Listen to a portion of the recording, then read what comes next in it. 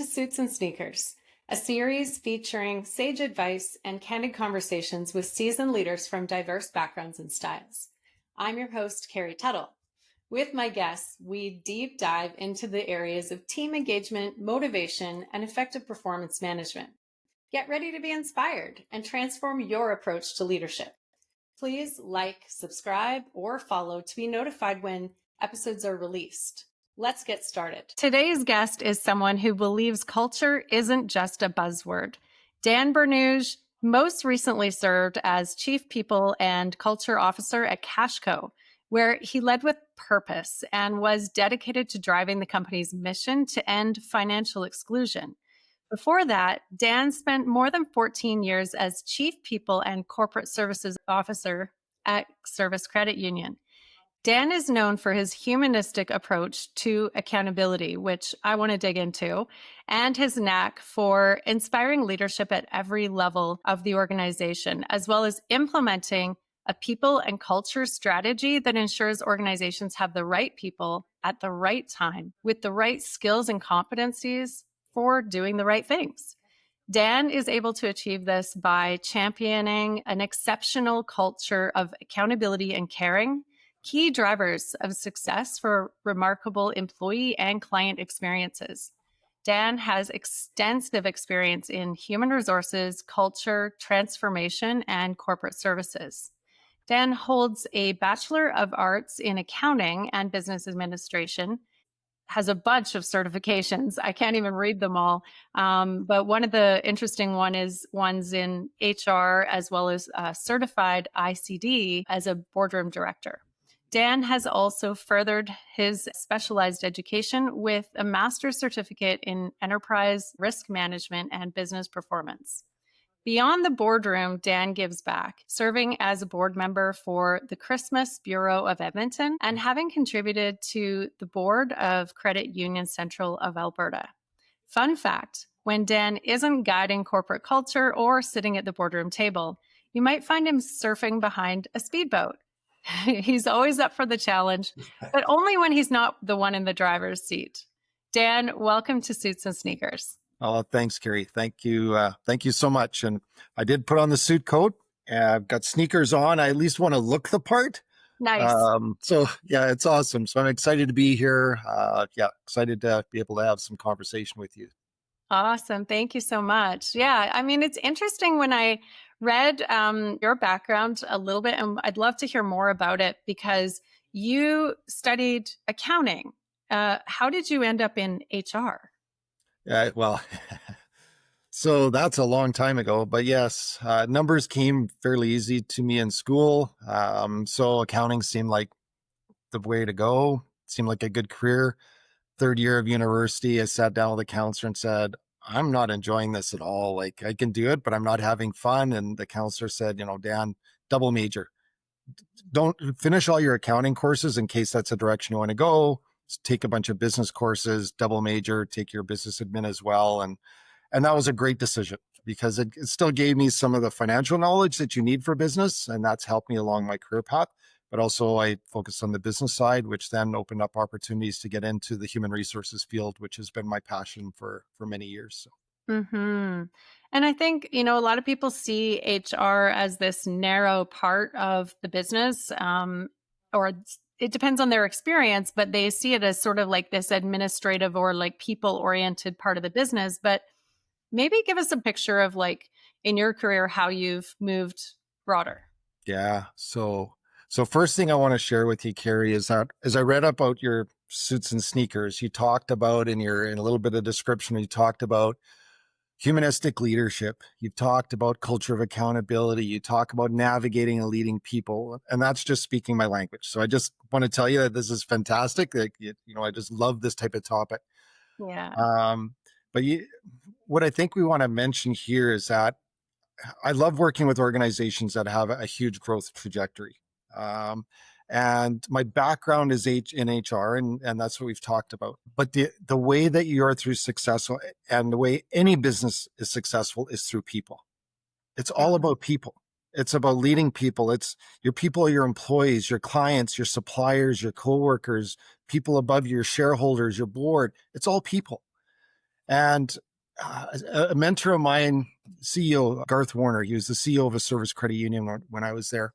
He sat me down one day and he really had a great conversation. And he asked me, he said, Dan, do you want to be the CEO someday? And I sat down with Garth and I said, well, I'm not really sure that I have the breadth of technical knowledge to be a CEO. And what he shared with me then is he said, Dan, that's not what it's about. It's about leading people. You surround yourself with great people that have the technical expertise. You provide that servant leadership in a humanistic way. You make sure they're amazingly successful and you'll be successful. And that's always stuck with me. And when I look at my progression of my career, that's always the approach that I've been taking, is always trying to surround myself with great people. I've always uh, taken that servant leadership approach. I've always helped people be successful, and I've been wonderfully successful in my career. And if you look at the portfolio, it's expanded way beyond human resources. So every position that I've taken, it started always in the HR side, that people side. But as I mentioned, I love working with organizations that are on that massive growth trajectory, because that's when organizations realize they need, okay, now we may need somebody that understands privacy or understands how do we become more efficient, somebody that can help with digital transformation, somebody that understands enterprise communication. There's all these change management, all these other functions. As you grow, you realize now we need somebody to look after this and this and this. And I was always the one that said, I'll put my hand up. I didn't always have the technical experience, but I knew that if I could work with the people and make them crazily successful, that I'd be successful in those roles. So, if you looked at my, the description of my role at Service Credit Union, started as the VP of HR, then became the Chief People Officer, then became the Chief People and Corporate Services Officer, which included real estate, properties, legal, corporate operational effectiveness, security, fraud, all these different other areas. I didn't have all that knowledge, but just working with people and surrounding yourself with great people and helping them become successful has allowed me to the successes that I've had in my career. Hmm. Oh, that's so cool, because a lot of, especially newer leaders, can sometimes have a bit of an insecurity about hiring people with skills that they don't have and understand. And so they feel a little bit lost. Like, how do I even fill the role? How do I find the right people? And so I love hearing that you're filling that with the skills you Yeah. don't And, possess. and, and that's what your goal is. You find the people that have skills that are going to complement you and that are going to be different than you. You just hire a bunch of people the same as you, and you're going to be stuck in that same rut. You Yeah. want to have those people force you to go different roads and different directions and challenge your decision making so that you can make the overall best decision for the organization. And that's Mhm. the fun part of the job, is because they come with totally different perspectives and ideas that sometimes you don't even think about. And then you start to put it all together. Then you bring more people into that discussion and dialogue, and that makes it exciting. And you map that out and you do some storytelling, and you're like, wow, look at where we can go and what we can accomplish. And that jazzes your people too. They love that stuff. Mhm. Well, let's talk about people. So you mentioned humanistic accountability in leadership. What exactly is that? Yeah, so this is something that I've really been pushing the last number of years. And maybe let's just take a couple minutes and just reflect on a couple different scenarios. So just think about the world we live in right now. We still have this massive war going on in Ukraine. We don't hear a lot about it, but it impacts a lot of people. We've got geopolitical issues out of the US where we've got these tariffs that are affecting organizations. We have companies now that are looking for more efficiencies, restructuring. They're having challenges with some of these tariffs. They're reducing staff. And then I think one of the biggest issues right now that we're facing, and these are affecting your employees and your clients and your suppliers, and all the people, is financial stress. 50 to 60% of Canadians live in paycheck to paycheck. We've got the highest consumer debt around. Man, the amount of pressure that people have right now from a financial perspective and all these other socioeconomic and geopolitical issues, this impacts them every single day in the workplace. So they have all this stuff going on in their lives. And then you've got the other side, the other scenario where you've got business. You've got a business to run. You've got shareholders that want greater shareholder value. They want to see a stronger bottom line. They want to see more productivity. And you're trying to build your business in an environment that is becoming more and more challenging. Mm-hmm. We've got technology growing super fast. We have AI influences, which is just amazing. And then you've got all these other geopolitical issues affecting the business side as well. So when you're a leader in a business, you've got to balance saying, I've got to realize these people are dealing with these, especially employees are dealing with all these stressors. But two, I also have to have accountability around results. We've got to find a way to balance that. We can't take just a hardline approach and just say, you got to do this, and do this and get results and just kick them out the door. You don't need to spin people. So how do we take an approach where we can try to make these people successful? But we're going to have to take that in a caring way. So how do we build that caring, but still hold people accountable? And that's what I call that, that humanistic accountability and leadership. It's building those relationships with your teams. And do you want me to give some examples of kind of what I mean? Yeah, that would be really helpful. I always ask people for examples, so please. Yeah, so I've got a few examples as I was thinking about this, and so here's a couple examples of what we've gone through in the last couple of years. So the one example, and let's call her Shirley. So the organization I was working for, needed to grow, needed to set itself up for some significant growth, needed to produce more shareholder value, in order to do that, needed to implement a lot of technological advancements and changes. So implemented those in the organization. I had the privilege actually being a co-leader of a digital transformation. Never done that as an HR person, but amazing experience. So just throw that in there as a little plug. But anyway, we implement all these technological changes. So then we have this employee, Shirley, amazing employee, long-term employee. She's always been one of our star performers, getting all sorts of results and outcomes. We implement the new technology and her results just plummet. So we have to have a conversation. So we met with the manager, people and culture team met with the manager, said, how are we going to approach this with Shirley? Started to have conversations with her and saying, Shirley, you've been such a great employee, but your weekly results just are not there. What's happening? And she shared with us saying, I'm not technically savvy. I don't get it. I don't understand it. So taking the caring approach, we gave her some extra modules. We set up a buddy system. We continued to talk about how can we help you. We gave her some more time. But we also, so that was the caring side, but we also every week shared her results with her and outcomes. So we were holding her, taking that a caring approach, but also holding accountability. Through that process, over a little period of time, she came to the realization saying, guys, this just isn't for me. I don't want to do this anymore. But the win on the both sides is she then sent emails to the president, the CEO, management. She talked to the organization, said, this company is so amazing. I have loved working for this organization. The organization has treated me so well. They've tried to help me be successful, and now they're helping me on another path. So we helped her say, okay, you don't want to stay here. You think this isn't for you. How can we help you on your next career journey? She was so complimentary. But here's an approach where we took caring and still held her accountable. She made the decision, not for her, helped her on her path, gained tremendous credibility with the organization. Mm-hmm. So that's one where it actually resulted the employee left the organization. Another example is one, and this I'll just call him Jim. Okay. So Jim was hired as a BI analyst. And in his role, because of all this new technology, we moved to Power BI reporting, a new skill set we didn't have in the organization. So he had some of this knowledge. I brought in at a junior level. That's what we needed at the time. But as we started to grow, we needed more sophisticated reporting through Power BI. He was starting to struggle in that space. We talked to the manager, and I actually followed up with the executive in this area. Are we having honest conversation with Jim? Do we know where he's at? He said, yeah, we are.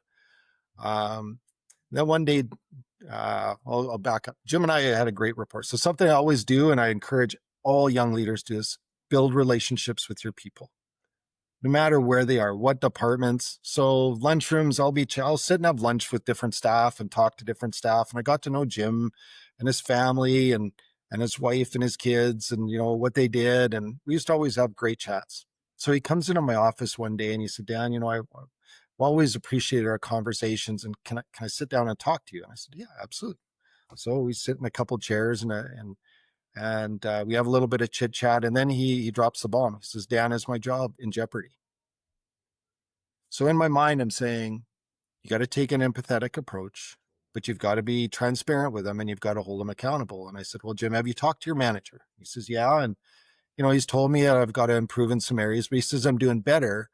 But I also know that as an organization, you guys are looking for a new BI analyst with Power BI skill sets. And I said, yeah. And he says, well, is my job in jeopardy? And I said, it may be. I says, what we're doing is planning that if you can't meet the expectations, Jim, we may have to replace you. So then he shared with me, said, Dan, I'm the sole income earner. We've got a new child on the way, another child on the way. So I can't lose my job. So, I can't tell him he's not going to lose his job. I don't know that at that point. So I had a real transparent and honest communication with him and took an empathetic approach and said, well, Jim, I said, here are your options. One, show us that you've got the skill sets. That'd be great. Two, if you don't think you do, how can we help you? What are your other options? Can we help you with a resume? Can you help you with interviews? Can we help you find another role, job, references? How can we help you down that path? So when he left my office, he shook my hand and he almost was in tears. And he says, thank you. He said, thank you for being honest with me. He said, I knew that. And I have so much respect for you that you would share that honesty with me and have that honest conversation. He says, now I know what I have to do and I have to make a decision. Now here's a win. He actually improved. He actually stepped up his game, which was amazing. So, that's one that was on the other side of the fence. Yeah. Well, and I think you're bringing up, I'm glad you had a contrast of the two stories, because let's face it, organizations evolve, needs change, technology changes for sure. It's changing at light speed right now again. Yeah. And humans take a little longer, right? We take a little longer to adopt those changes and adopt technology as well. So it's nice when you can give people a choice and say, if it's not for you, that's okay. Like, maybe this isn't the right environment, and then that's all right. And they have then their own power to make that choice. Yeah. And then if they do want to keep up, like, awesome, we'll support you in developing those skills. Right. Yeah. So I love that. So there's one other one. And the reason why I'll bring it up is because sometimes good people make really, really, really bad decisions, but they're still good people. Yeah. So another example where we took a caring approach is we actually had a branch manager that worked for us. Great employee, did very well. But through some audits, we found out there were some anomalies, found out that they were stealing from us. Oh. So frauded us for about $40,000, like a big chunk of coin. So I was actually personally involved. I actually met with this branch manager and got her to admit yes. And so once she admitted, then I said, okay, so why would you do this? She said, well, my husband wasn't working, lost his job. Here's that financial stress again. So financial stress, said, I borrowed some money, Dan, paid it back, borrowed some money, paid it back. Then I borrowed some more money, couldn't pay it back. And it started to compound. So even though she was borrowing money illegally, like she was frauding us, setting up some fictitious loans, then she would repay it so that she could use the cash and then repay it. It eventually got out of hand and out of control, where she couldn't repay it, and then it just started compounding. Good person, bad decisions. Accountability, sat and listened to her. Yeah, they're in financial difficulty. How do we get you some financial advice that can help you set up your budget so you can live within your means? How do we help you then? And so we worked through that with her. But we also made her understand, you stole from the organization. You have to be accountable for that. We have to terminate your employment. That is not an option. You will be terminated. But through that discussion, she said, I appreciate how you're handling this. And she goes, I want to repay you. I said, great. Let's set up a restitution agreement. You adhere to the restitution agreement, we will not file criminal charges. Then you won't have a criminal record. It'll help you get a job in the future. But there was a person, sometimes like good people make bad mistakes. They make bad decisions. But it doesn't mean that she was a bad person. But we took that caring approach, and it was a good result for both. We're getting our money back. She's trying to reestablish her career, and she's trying to now live within her means with a family so that they can be more financially stable. So Hmm. there's all sorts in HR. You run into everything in HR. So you know, there's just another example. But again, I view that as taking a humanistic accountability approach and leading in that humanistic way as well. Yeah. Thank you for sharing those because a lot of times when you talk to anybody in the HR profession, there's a lot you're dealing with that's confidential. Like you Yeah, can't share those stories. But if we can just tell it with a different name and like yeah, not telling the company and things like that, then we can at least benefit from the learning of the story and without breaking any confidentiality yeah, um, or embarrassing anyone. yeah. This caring is so important, um, and it's so powerful. So you remember the floods in High River Yeah. and Calgary back in, what was that, 2013? So that was like Yeah. 12 years ago. You want to build credibility through caring. So here's a story I can share as well. Is so those floods occurred, and when I was working for Service Credit Union, we had clients, so members, and we had employees that had their homes destroyed in those floods. And when they were able to start going back to their homes, they were living in hotels, and those temporary housing units were all set up for them, and they were trying to go back to their homes, trying to work with insurance companies to get their homes all cleaned up. And there was going to be months and months before this was done. So a number of us, including myself, loaded up the truck, got some PPE. We went down to High River in Calgary. We walked into those homes. We didn't tell the employees and these clients that we were coming. And we showed up at their homes, and they're like, "What are you doing here?" And like they were blown away we were there. We dressed up in our PPE, and we went into their basements that were, there was still flood water. There was probably 6 inches to a foot of flood water still in there. And I'm using the word flood water as a nice term because you can imagine when the floods happened, everything is there, right? The Yeah. sewers backed up, everything. It was stunk. It was incredibly dirty. But we went in there, and I remember there was the teams that I was working with. We would haul everything out of their basements. So we had mattresses, box springs, we had boxes of papers, we had stuffies that were all soaked, just absolutely saturated in this gross flood water. Aside, funny story is that there was some of the furniture was so heavy we'd have to cut it apart. We had bolt cutters, we had sawzalls, and we didn't have all the battery operated equipment. We were running extension cords, and staff members were holding the extension cords out of the water so we could cut the stuff so we didn't electrocute ourselves. Yeah. Well, we had to do that in order to cut these pieces of furniture down to size that we could literally carry and lift outside and put on the front lawn until somebody came and put away. But once we got that house cleaned out, and I remember a number of staff, a number of clients, and actually we did my sister's home as well because she lived in High River, and the tears of joy and thanks that they had, unbelievable. And the stories that were spread around the organization about, and the pictures of here's was executives and managers and staff members that all came down there and did that. The credibility that we gained by showing that caring and helping them and doing whatever it took. And that's a bit of a message for young leaders as well. Never put yourself above somebody else. Always be willing to do whatever job it takes. Mhm. You will earn so much credibility when you do that. And I know for me, it gained tremendous credibility with the organization, across the organization, because they've seen an executive doing this type of work. Yeah. So yeah, that was just a little story, but there's so much power in that Mhm. that can benefit you. So, I mean, if someone thinks about this, they're like caring and leadership. Well, of course, you should do caring and leadership, but it's not common sense, right? How did you stumble upon this? Did you study it? How did you infuse this into your Uh, leadership style? I think it goes way back to the way I was brought up with my parents. I was instilled in me ever since. I've always been willing to do whatever the job takes and care about people. And my mom and dad, especially my dad, said, "You always help others. It doesn't matter what it is. You always help others because your success will come from that. They will always respect you for that. And people will always remember how you treated them." If that's some big advice you want to give to some of the younger generations. Oh, you can give people awards, you can give them sales awards, you can give employee of the month awards. They forget about that in a month. How you treat people sticks with people forever. They'll always tell stories about you, what they remember, and it's always how you treated them. And when you think about it, it's not necessarily how you want to be treated, it's about how they want to be treated. And that's a learning that I've taken the last number of years with the diversity in our world right now, and diversity in Canada, diversity in our organizations. You need to build relationships to understand what's important to people and how they want to be treated, because it's sometimes different than the way you'd want to be treated. And that's a key learning that I've had to adapt to in the last number of years, just due to all the diversity dimensions that we experience in workplaces now. Hmm.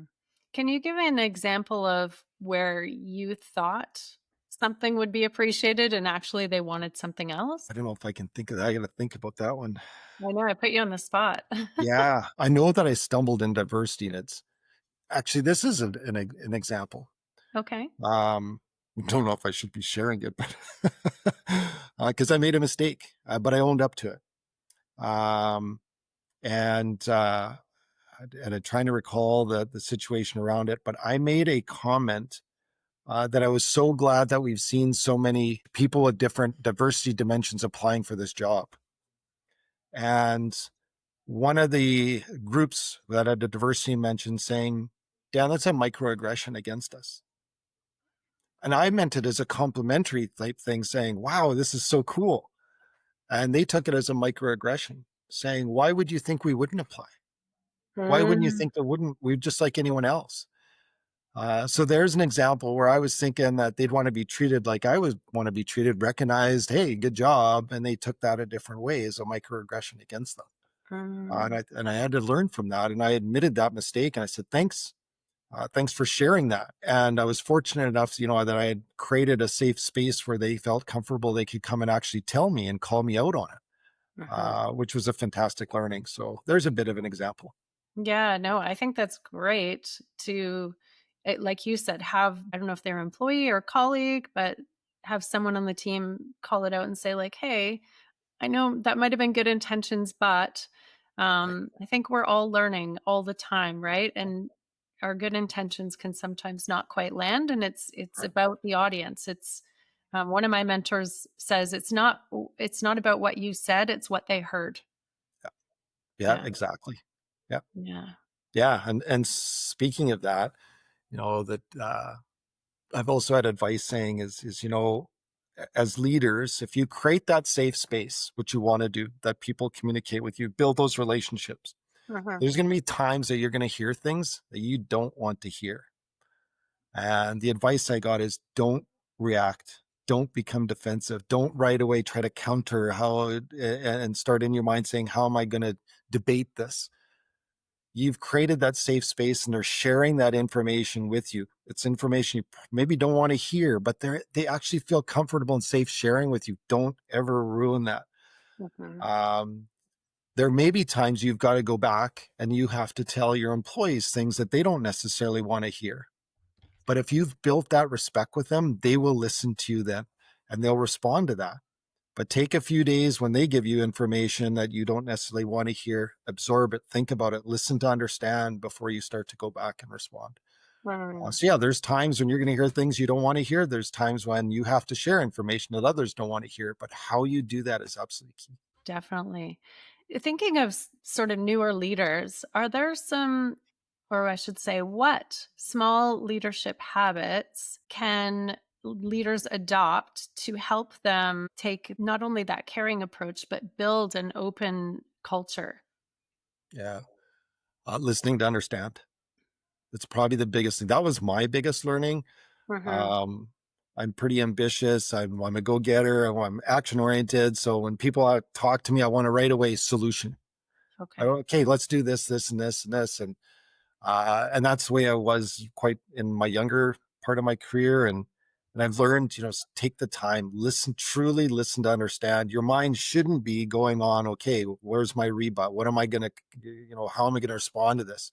You've got to really ask those curious questions.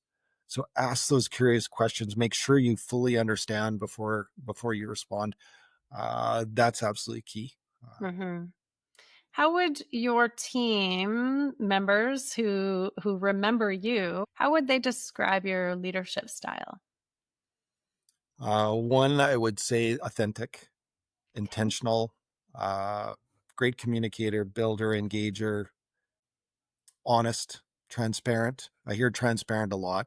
I talk to a lot of my team members all the time. They've always said, we always appreciate your transparency, Mm-hmm. and trusting. I've always, told my team members, I will trust you to the day that you break the trust. But then when you break the trust, our relationship is done.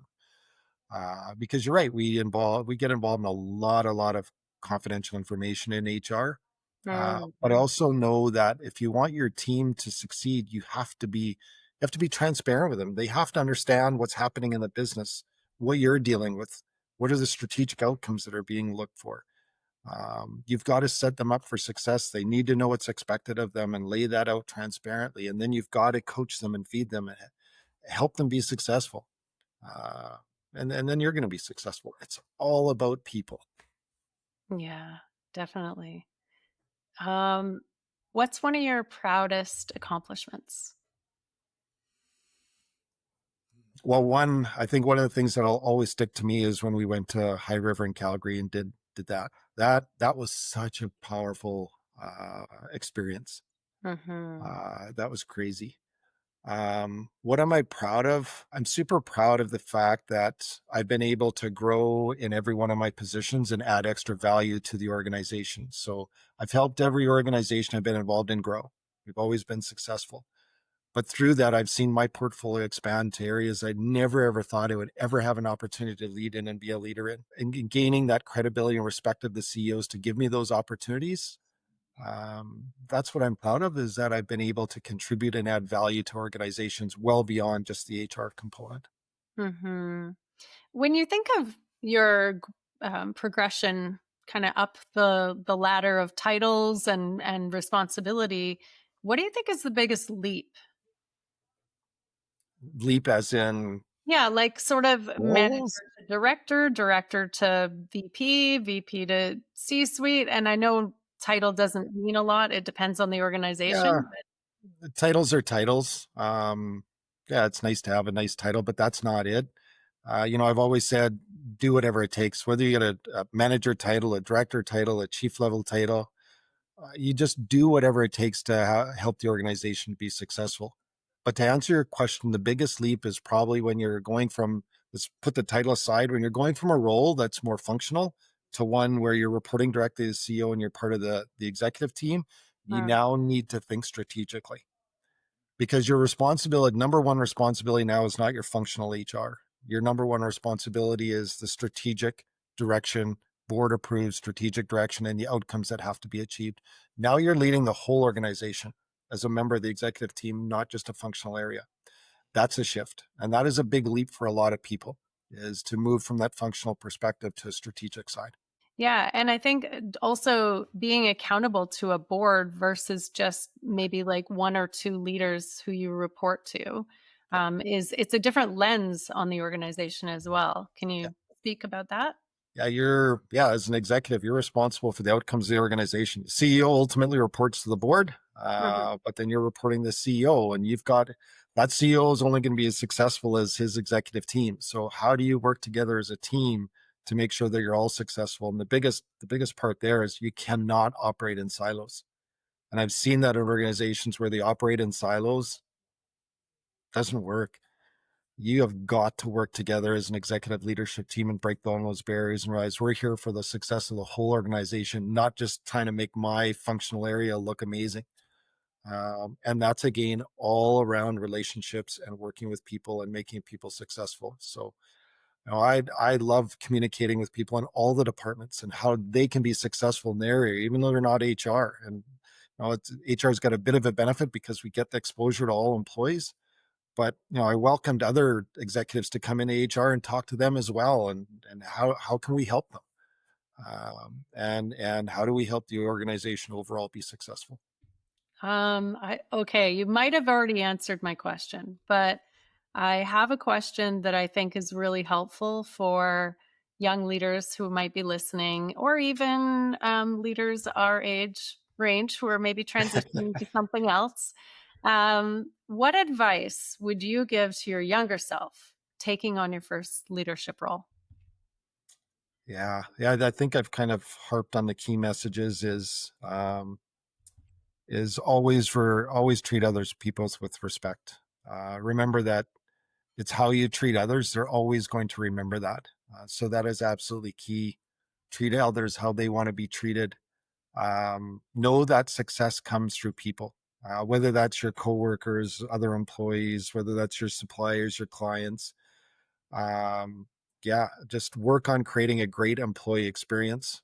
That's key. The employee experience drives the client experience. Absolutely 100% believe that. We've probably all walked into organizations and coffee shops, grocery stores where you're not treated very well. I had that with my mom not long ago. We were shopping. I won't name the grocery store. There is a person in there that is so disgruntled and unhappy. My mom says, I'm not going to that till. I do not want to deal with that lady. Like, that You affects your remember. business. Like, that's not good, right? So remember, it's all about people creating that experience. The last piece of advice that I would provide, Carrie, is always, always, always remember family first. And I know I haven't always done that in my career, but always, always, always remember family first, business second. Why does, and I mean, it seems like common sense, but why does that stand out for you as something worth mentioning right now? You can get so caught up in the business side in your career, that you forget about how important your family is, and that can impact relationships in a significant manner. Mhm. It's not worth it. You've got to focus on family first. The business will always come. Success will always come in a variety of different ways. But if you're not happy if your family life is not strong, your life isn't going to be as enjoyable as it should be. Yeah. Yeah, definitely. Where do you find inspiration in leadership? Like, are there any leaders you follow, or maybe, I don't know, podcasts or books you've read, or just people that Yeah. have given you good advice? Well, mentors are huge. Look for mentors. I've had some amazing mentors in my career. You can always read books and go online. There's so much information available now. It's crazy. AI is a little bit freaky. You go to Chat GPT and you can do everything, right? We could have probably done this through Chat GPT, right? Tell me about No, humanistic accountability. And it no would way. give you a whole bunch of different things. My greatest inspiration still comes from probably my daughter right now. Just watching her grow and succeed. 15 years old, she's just incredible. What a what an inspiration to see what she's doing, and and I start thinking, man, if she goes on that trajectory, it's just unbelievable. So you've got, and I think your inspiration changes throughout your career, right? As your priorities change and you look at different ways. But there's so many things to inspire each other in this world. It's just looking for that. But find that balance, work-life balance. As you shared in the beginning, we love our family time out at the lake. That just, I forget about all the work stuff and focus on family, and that recharges you. And you come back the next week after spending the weekend at the lake and you're just recharged and energized and jazzed, ready to go. And you're ready to have fun and help people. It's all Yeah. about people. Yeah. Very cool. Well, thank you so much for everything you shared, Dan. I really appreciate the stories because not everyone gets as specific as you did. And that I feel like it really helped paint a picture. And uh, that's what I always look for in this podcast. And so Yeah. thank you so much for sharing Yeah, you're those very welcome. Yeah, storytelling is so important. It's, you can relate to it, right? So, yeah. and thank you, Carrie. Truly appreciate the opportunity. And yeah, I'm looking for my next step in my career journey. So, if anybody out there is looking for somebody that's an HR professional that believes in humanistic leadership and accountability and getting business results, yeah, reach out, please. Awesome. There we go. We have a connection we can make here on the podcast, which is even Perfect. all right. Thank you so much, Dan. You're very welcome. Thanks, Carrie. We're glad you joined us for Suits and Sneakers. If you want to be an expert guest, look for the link in the show notes. Don't forget to follow or subscribe to be notified of future episodes.